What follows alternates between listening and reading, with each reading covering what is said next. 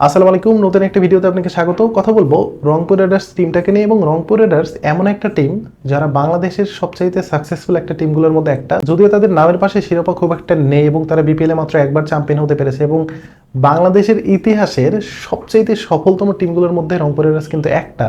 সেটা আপনি যদি ট্রফি দিয়ে তাকে ডিফাইন করেন তাহলে হয়তো সেটা বুঝতে পারবেন না, কারণ তারা মাত্র একটা বার ট্রফি জিতেছে। কিন্তু এখন পর্যন্ত বিপিএল এ যে কয়টা দল অংশগ্রহণ করেছে এবং যাদের দলের সবচাইতে বড় বড় প্লেয়ার খেলে গেছে বা যাদের সবচেয়ে সেই হ্যাডমটা আছে যে ভালো প্লেয়ার নিয়ে এসে ভালোভাবে একটা টুর্নামেন্টকে পার করে দেওয়ার, সেই হ্যাডমটা কিন্তু শুধুমাত্র রংপুর রাইডার্স সবসময় দেখাতে পারে। এবং রংপুর রাইডার্স এমন একটা দল যে আপনি রংপুর রাইডার্সের খেলা দেখলে আপনার সেই টিমটাকে ভালোবাসতে বাধ্য করবে। কিন্তু তাদের কিছু ভুল আছে এবং তারা যে খুবই ভালো টিম এটা আমি বলছি না, বা তারা যে খুবই খারাপ টিম সেটাও আমি বলছি না। বাট বাংলাদেশের প্রেক্ষাপটে আপনি যদি কনসিস্টেন্ট কোনো টিমকে দেখেন বা কনসিস্টেন্ট পারফর্মার কোনো টিমকে দেখেন, তাহলে কিন্তু আপনার রংপুর রাইডার্সকে আপনার শুরুর দিকে রাখতে হবে। হয়তো কুমিল্লা ভিক্টোরিয়ান্স 4বার শিরোপা জিতেছে, বা ঢাকার যে ফ্রাঞ্চাইজি ছিল শুরুর দিকে 2টা আসরে, তাদেরকে আপনি ট্রফিতে ডিফাইন করতে পারেন। কিন্তু কুমিল্লা ভিক্টোরিয়ান্স তাদের একটা স্ট্র্যাটেজি মেনটেন করে তারা খেলাধুলা করে বা তারা তাদের টিমটা সাজায়। কিন্তু আপনি যদি রংপুর রাইডার্সের কথা বলেন তাহলে কিন্তু রংপুর রাইডার্স ভিন্নভাবে তাদের দলটা কিন্তু সাজিয়ে ফেলে সবসময়ের জন্য। কারণ আমরা সবসময় দেখেছি যে রংপুর রাইডার্স এবি ডিভিলিয়ার্সের মতো প্লেয়ার খেলে গেছে, ক্রিস গেইল খেলে গেছে, সেখানে ব্র্যান্ডন ম্যাকলামের মতো প্লেয়ার খেলে গেছে, রেলি রুশো, অ্যালেক্স সেলস থেকে শুরু করে DJ Bravo, Nicholas Pooran, Babar Azam, Azmatullah Omarzai থেকে শুরু করে যত প্লেয়ার বলেন, বা মোহাম্মদ নবীর কথা বলেন, ইমরান তাহিরের কথা বলেন, এই যে যত প্লেয়ার কথা বলেন সবগুলো প্লেয়ার কিন্তু রংপুর রাইডার্সের জার্সিতে খেলে গেছেন, অলরেডি খেলে গেছেন। কিন্তু অন্য যে টিমগুলো আছে বিপিএল এর বাকি যে 6টা টিম আছে, তারা কখনো কি চিন্তা করতে পেরেছে যে এইসব বড় লেভেলে কোনো প্লেয়ারকে নিয়ে আসতে পারবে বা নিয়ে আসবে? কিন্তু প্রবলেম হচ্ছে যে তাদের প্ল্যানিংয়ের কিছু একটা ঝামেলা থাকে। কারণ দেখেন, আপনি যত ভালো মানের প্লেয়ারকেই নিয়ে আসেন, যদি অ্যাজ এ টিম হিসেবে খেলতে পারে তাহলে কিন্তু সেই টিমটা খুব তাড়াতাড়ি সাকসেসফুল পাবে। এবং সেই সেম কাজটা কিন্তু অ্যাপ্লাই করে তারা গ্লোবাল সুপার লিগের টি20 যে একটা টুর্নামেন্ট হলো, সেই টুর্নামেন্টে তারা কিন্তু সাকসেস এবং তারা কিন্তু চ্যাম্পিয়ন। সেখানে যদি আপনার দেখেন ভালো মানের কোনো প্লেয়ার নেই, সেখানে নিকোলাস পোরান নাই, বা সেখানে বাবর আজম নাই, সেখানে অ্যালেক্স সেলস নাই, সেখানে এবি ডিভিলিয়ার্স নাই, বা সেখানে ক্রিস গেলের মতো কোনো ভালো মানের কোনো প্লেয়ার নাই, সেখানে বাংলাদেশি কয়েকজন প্লেয়ার এবং বিদেশি কয়েকজন প্লেয়ার, এই যে ছোটোখাটো একটা বাজেট নিয়ে ছোটোখাটো একটা টিম নিয়ে এত ভালো পারফরমেন্স করে, এবং গায়নার মতো একটা টিমকে, যাদের দলে আপনি শিমরন হিটমার, সেই hope, Imran Tahir, Daniel victorious থেকে শুরু করে বাংলাদেশের তানজিম হাসান সাকিব, এদের বিপক্ষে রংপুর রাইডার্স যেভাবে বোলিংয়ে ডমিনেট করেছে এবং পুরো টুর্নামেন্টে, গ্লোবাল সুপার লিগের টুর্নামেন্টে যেভাবে ডমিনেট করেছে, এই যে ডমিনেটটা সেটা কিন্তু একদিনে আসেনি। এবং এই টিমটা কিন্তু অ্যাজ এ টিম হিসেবে খেলেছে, এটা কখনোই কিন্তু আমার মনে হয় নাই যে সেটা হচ্ছে পাড়া মহল্লার কোনো টিম বা এই টাইপের। যেমন কারণ তাদের টিমে যে বড় মানের কোনো প্লেয়ার বা তাদের দলে যে বিদেশি প্লেয়ারগুলো ছিল, যেখানে জ্যাক চ্যাপেলের মতো প্লেয়ার ছিল বা ওয়েন ম্যাটসেনের মতো প্লেয়ার ছিল, এইসব প্লেয়ারদেরকে নিয়ে কিন্তু মানুষ অনেক হাসাহাসি করেছে। এবং রংপুরের যে স্কোয়াডটা, বা ওয়েন ম্যাটসেন বা জ্যাক চ্যাপেলকে নিয়ে যে আমি ভিডিও বানিয়েছিলাম, সেই ভিডিওতে আমি বিস্তারিত বলেছি যে আসলে এরা কি মাপের প্লেয়ার। আপনি চাইলে সেটা ডাবল ক্রস চেক করে আসতে পারেন যে আমি ওয়েন ম্যাটসেন এবং গ্রেগ চ্যাপেল বা ম্যাথু ফোর্ড, খুশদিল শাহ বা স্টিভেন টেইলরকে নিয়ে আমি কি কথা বলে এসেছিলাম। ভাই, আমি কিন্তু এদেরকে নিয়ে কখনো সমালোচনা করিনি, কারণ ওয়েন ম্যাটসেনের যে টি20 ক্যারিয়ার, তিনি প্রায় 5,500 মতো রান করেছে, তার রেট আছে, তার স্ট্রাইক রেট ভালো, বাট তার বয়সটা এখন একটু বেশি। তিনি ইংল্যান্ডের কাউন্ট্রি টিমের একজন গুরুত্বপূর্ণ সদস্য, এবং তিনি অনেকদিন হলো কাউন্ট্রি ক্রিকেট খেলে। ভাই, কাউন্ট্রিতে কিন্তু সবাই খেলতে পারে না, সবাই খেলার সুযোগটা পায় না। সো এই যে রংপুর রাইডার্স তাদের যে প্লেয়ারগুলোকে সিলেকশন করা, দেন এই টিমগুলোকে একসাথে একটা টিম বন্ডিং এর মধ্যে রাখা, টিম বন্ডিং এর মধ্যে রেখে সেই টিমটাকে নিয়ে ভালো পারফরমেন্স করানো, এই সব কিছু কিন্তু পসিবল হয়েছে শুধুমাত্র রংপুর ম্যানেজমেন্টের কারণে। কারণ যখন অ্যাজ এ প্লেয়ার হিসেবে আপনি মাঠে নামবেন, তখন যদি আপনাকে ম্যানেজমেন্ট পিছন থেকে আপনাকে সেই সাপোর্টটা দেয় যে না, ওকে ফাইন, যা হয়েছে হয়েছে, তোমরা নেক্সট ম্যাচের জন্য সেটা প্ল্যানিং করো, বা একটা কোচকে যখন ফুল ফ্রিডমটা দেওয়া হয়, তখন সেই কোচ নিজের মতো করে কাজ করার সুযোগ পায়। আমরা সবাই জানি যে ফ্রান্সাইজি ক্রিকেটে কখনোই একটা কোচকে ফুল ফ্রিডমে কাজ করতে দেওয়া হয় না। সেখানে ফ্রান্সাইজি মালিকের একটা পছন্দ আছে, তাদের একটা কথাবার্তা আছে, সব কিছু মিলাইয়া ফ্রান্সাইজি মালিক যা বলে কোচরা কিন্তু সেই কাজটা করার চেষ্টা করে, এবং তারা কিন্তু সেই কাজটাই করে।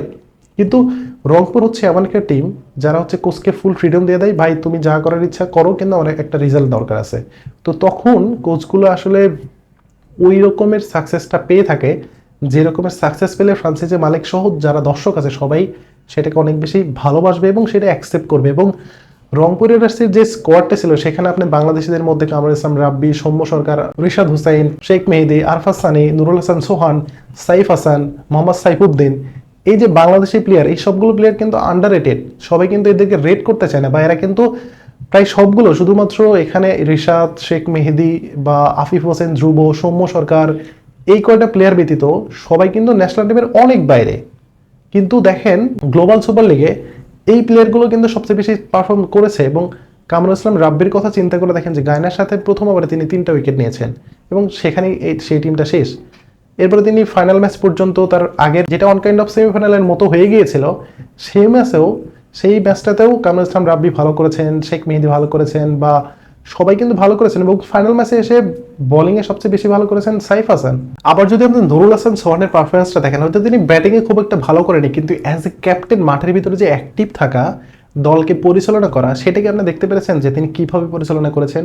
তার যে স্ট্যাম্পিং, তার যে উইকেট কিপিং, তার যে ফিল্ড সেট আপমেন্ট থেকে শুরু করে প্লেয়ারদেরকে বুস্ট আপ করা, এই সব কিছু কিন্তু অ্যাজ এ ক্যাপ্টেন হিসেবে মাঠের ভিতরে দুর্দান্ত করেছেন। যদিও তার পারফরমেন্স খুব একটা ভালো ছিল না, কিন্তু এই যে সাইফ হাসান, দেন নুরুল হাসান সোহান, এরা কিন্তু রংপুরের ঘরের ছেলে। এই ঘরের ছেলে কথাটা কেন বলছি, আমি আগের ভিডিওতেও এদের দুজনকে নিয়ে কথা বলেছি, কারণ রংপুর রাইডার্স যে দলটা সেটা কিন্তু বসুন্ধরা গ্রুপের একটা দল। এবং কারণ বসুন্ধরা গ্রুপের আরেকটা টিম আছে যেটা হচ্ছে শেখ জামাল ধানমন্ডি ক্লাব, এবং শেখ জামাল ধানমন্ডি ক্লাবের অন্যতম গুরুত্বপূর্ণ দুজন প্লেয়ার সেটা হচ্ছে সাইফ হাসান এবং নুরুল হাসান সোহান। এই দুজনে কিন্তু ক্যাপ্টেন ভাইস ক্যাপ্টেন, তারাই কিন্তু প্রতিটা মৌসুমে খেলে আসে। এবং রংপুর রাইডার্সে তারা কিন্তু ক্যাপ্টেন ভাইস ক্যাপ্টেনের মতো করে কিন্তু তারা দলে থাকে এবং তারা কিন্তু ওইভাবেই তাদেরকে ট্রিট করা হয়। সো একটা টিম যখন প্রপার প্ল্যানিং করে একটা দলকে, সেটা যে মানের প্লেয়ারই হোক বা যে মানের প্লেয়ারগুলোকে নিয়ে তারা খেলুক না কেন, যদি অ্যাজ এ টিম হিসেবে খেলতে পারে তাহলে কিন্তু তারা সাকসেস যে হবে সেটার প্রমাণ কিন্তু রংপুর রাইডার্স। এবং রংপুর রাইডার্স বাংলাদেশের একমাত্র ক্লাব যারা হচ্ছে গ্লোবালি একটা টুর্নামেন্টে গিয়ে চ্যাম্পিয়ন হতে পেরেছে। এবং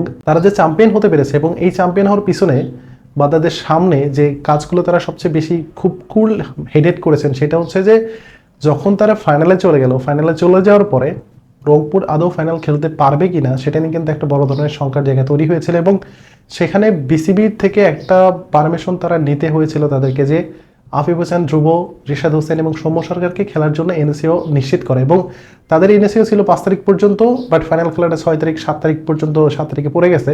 এখন এই 2টা দিনের যে এনএসিও ম্যানেজ করে সেটা কিন্তু রংপুর রাইডার্স নিজেরা করেছেন। এবং যেদিন বিসিবি তাদের জন্য টিকিট কেটেছেন সেই টিকিটটা ক্যান্সেল করা হয়েছে। দেন ফাইনাল ম্যাচটা খেলে তারা গায়না থেকে সেন্ট কিটসে যাওয়ার জন্য যতগুলো টাকা খরচ হবে সবকিছু কিন্তু রংপুর রাইডার্স বেয়ার করবে। এবং এই যে তাদের সাহস দেখানো, বা গ্লোবালি একটা টুর্নামেন্টে যাওয়ার আগে যখন ফরচুন বরিশালকে তারা অ্যাপ্রোচ করলো গ্লোবাল সুপার লিগ কর্তৃপক্ষ, তখন তারা কিন্তু সেটাকে ডিনাই করে। তারা এক্সকিউজ দিচ্ছে যে না, আমরা ওখানে খেলতে যাবো না। বা আমি যতটুকু জানি যে তারা মেইনলি খেলতে জানি একটা কারণে, যে তাদের মধ্যে ওই সৎ সাহসটা নাই যে তারা বাইরের টুর্নামেন্টে গিয়ে ভালো খেলবে বা ভালো করবে। কিন্তু এই চ্যালেঞ্জটা কিন্তু রংপুর রাইডার্স প্রথম চান্সেই তারা নিয়েছেন এবং প্রথম চান্সে গিয়ে তারা কিন্তু ইতিহাস তৈরি করলেন এবং তারা কিন্তু বাংলাদেশ ক্রিকেটের ইতিহাসের বড় একটা অংশ হয়ে গেলেন। এবং সেই সাথে গ্লোবাল সুপার লিগ যদি আজ বাদে কাল বা আজ থেকে 10 বছর পরে যদি সেটা গ্লোবালে অনেক বড় একটা টুর্নামেন্ট হয়ে যায়, সেখানে রংপুর রাইডার্সের নামটা কিন্তু সবসময়ের জন্য থাকবে। ভাই আমি কিন্তু একটা কথাও বাড়াই বলছি না, কারণ গ্লোবাল সুপার লিগের প্রথম প্রথম চ্যাম্পিয়ন রংপুর রাইডার্স। এবং পৃথিবী যতদিন থাকবে, এই টুর্নামেন্ট যতদিন থাকবে, ততদিন পর্যন্ত বাংলাদেশের নাম, রংপুরের নাম, সেটা কিন্তু সবসময়ের জন্য থাকবে। সো আমাদের কিন্তু এই বিষয়টা নিয়ে অনেক বেশি প্রত্যাশা, বা আমাদের এই বিষয়টা নিয়ে অনেক বেশি গর্ব করার মতো একটা কাজ কিন্তু রংপুর রাইডার্স করে দিয়েছে। সো রংপুর রাইডার্স টিমটাকে নিয়ে আপনাদের কোনো মন্তব্য যদি থাকে তাহলে আপনারা সেই মন্তব্যগুলো করতে পারেন। আশা করি আমার এই ভিডিওগুলো ভালো লাগবে, এবং ভিডিওগুলো যদি ভালো লাগে অবশ্যই চ্যানেলটিকে সাবস্ক্রাইব করবেন। এবং রংপুরবাসী যারা আছেন তারা মাস্টলি ভাই ভিডিওটা দেখছেন, ভালো লাগছে আমি শিওর, তো একটা লাইক করবেন, কমেন্ট করবেন, আর পারলে একটা সাবস্ক্রাইব করে দেবেন। ঠিক আছে, ধন্যবাদ।